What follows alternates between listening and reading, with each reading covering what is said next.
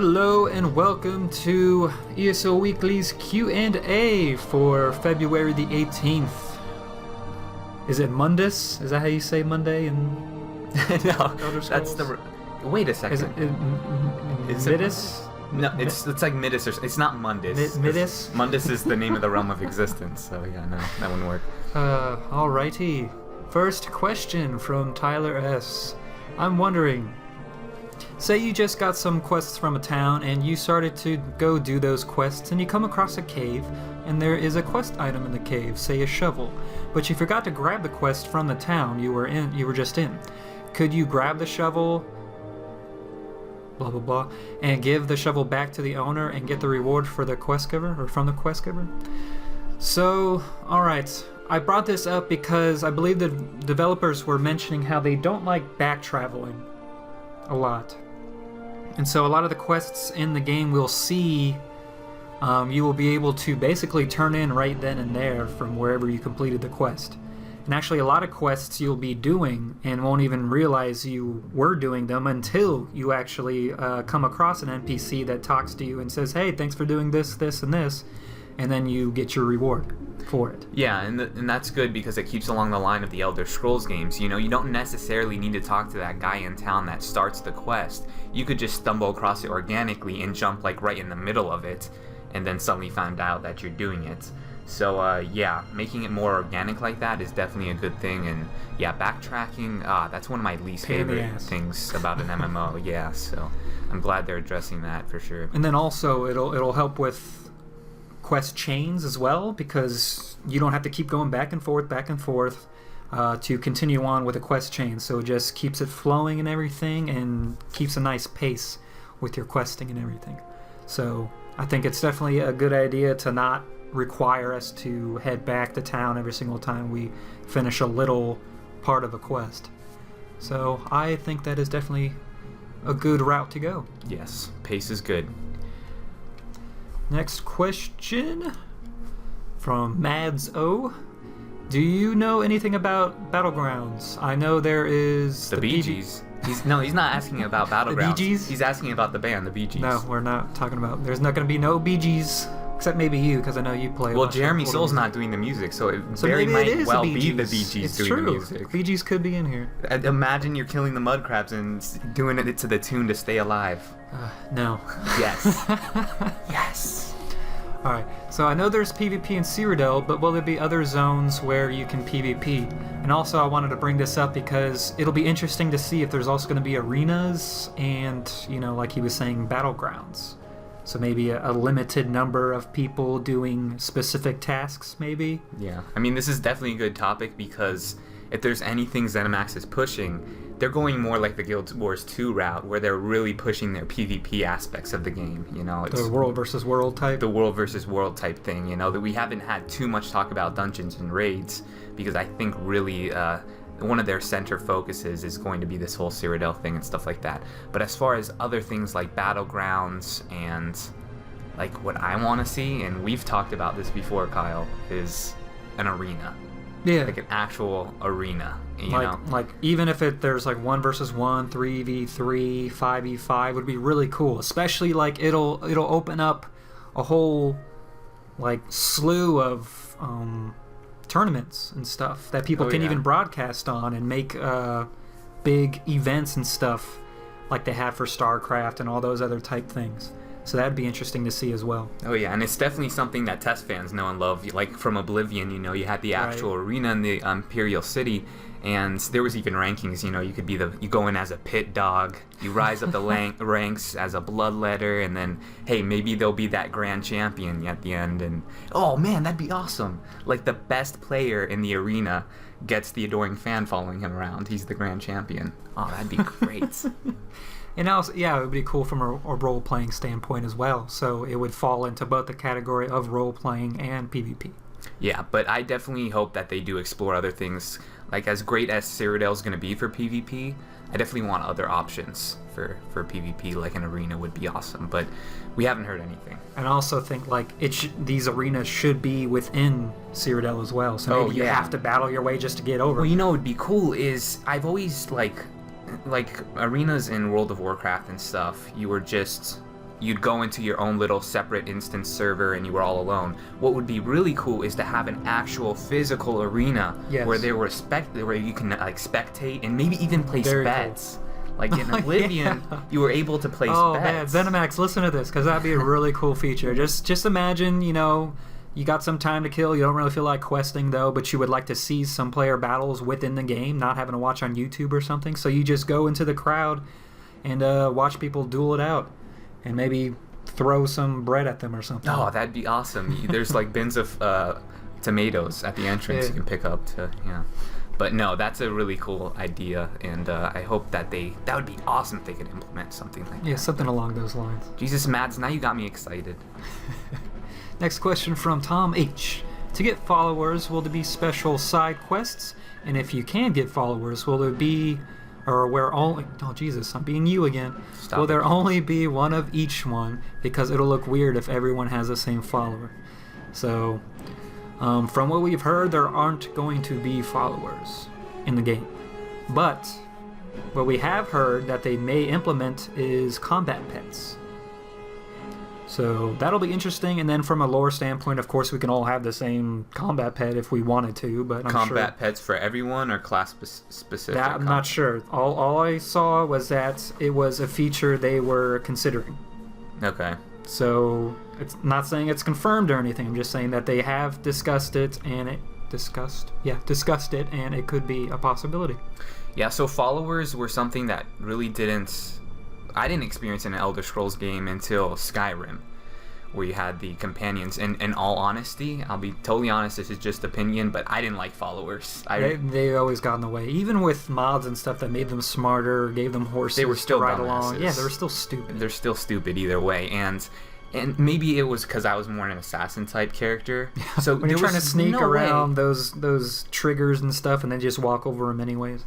Yeah, I'm freaking trying to sneak, and there goes Lydia charging in and freaking alerting the whole bandit camp that we're here. That's spectacular. But then they've also saved my ass a couple times as well. Yeah, they can be helpful, but I don't know. I'm always the one that likes to go at it alone. So maybe I don't know. I can understand why people like followers, but maybe I was ruined because Lydia was so sassy to me. I am sworn to carry your burdens. We were just talking about this earlier. Shut up! Shut up, Lydia. Hate you. I should probably say this is from the Super Hoppin'. Super Hoppin'. Hey, ShoddyCast, I have a question for one of your future Q&A videos. Hey, you're on here right now. Is there going to be the option of having multiple guilds bound to your account in ESO, like in Guild Wars 2? I ask this because I plan on making a guild with my friends, which I will not say the name of, for the same reasons you guys don't want to say your character names. But I also plan on joining your guys' guild. So, in essence, will I be able to chat with people on one guild and be on a raid with another one, while simultaneously being in both guilds? Okay. Are you okay there? Yeah, I had to struggle through that one. Jesus. There wasn't enough punctuation. This is just one long... You should have read it like that, too. Hey, ShoddyCast, I have a question for you. No. Okay, so we know we are going to be able to join multiple guilds. So that's good for all of you that may want to join our guild. We don't know how active it'll be along the... Well, and I was always picturing our guild, the ShoddyCast guild, as much more of a social guild. Yes. You know, like we're gonna arrange like awesome, cool events and stuff like that too. But as like weekly raids and PvPing all the time, we don't know. Yeah. I mean, it's a possibility, but we're not promising anything. So at least, you know, it gives us an opportunity to at least have you all in our guild and stuff, so we can still communicate. But then you can still go off and do other things with other guilds and other friends and stuff. Yeah, with the serious and more professional guilds. Yeah, like Guild Umbra. Guild Umbra. Do we want to say anything about that? If you want to, go ahead. No, it's going to be a surprise. Well, not really. Okay. Oh, and also, there's talk of being able to set up alliances in-game. Not so much just an unofficial alliance, but an actual alliance. So maybe it'd be something the guilds could name and stuff. Something like that would be kind of cool. Wow, that's going to be confusing. So you are under a faction, and you can be under an alliance and under a guild. Well, see, the thing it may help with is in PvP and Cyrodiil, they have campaigns, which is kind of like the same thing as server phasing, where you're put in Cyrodiil with specific guilds that you will see very often. You'll see the same guilds and see the same people in Cyrodiil because that is how it's being separated. Okay. So, but you can actually still move between different campaigns. So you can still move through, but it's supposed to be harder to do so. So I don't know if it'll cost something like alliance points or something like that to do. But that's just an interesting thing to see. So if you do have that set alliance, it'll make communication and everything a lot easier and get things done quicker. Interesting. It'll be interesting. Very interesting. All right. From Boobalooey? Babalooey? Babalooey. Other than Blood Knight, I believe he means Dragon Knight, and Templar. Blood Knight sounds cool, though. I want that. Are there any other classes they have told us about?